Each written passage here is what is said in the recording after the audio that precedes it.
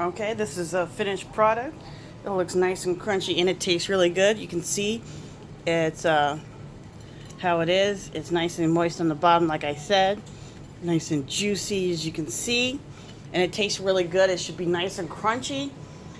Make sure when you're cooking that no matter what, you have to cook it all the way to the, if it has bone, to the bone.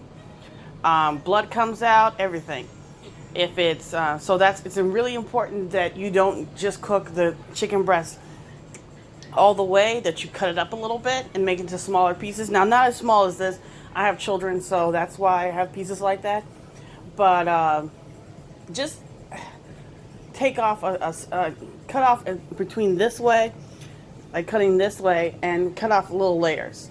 Layer this, layer that, sometimes 3 or 4 times, just to make sure that not only will it not burn with the coating on it, and that it cooks all the way through. It's a little bit easier with chicken breast, but if you have chicken on the bone, make sure you open it up and you look and check and you see, and make sure that it is nice and juicy.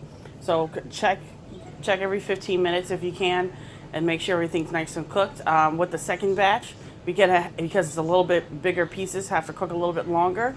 But it's all about checking your chicken and making sure it tastes and looks really good.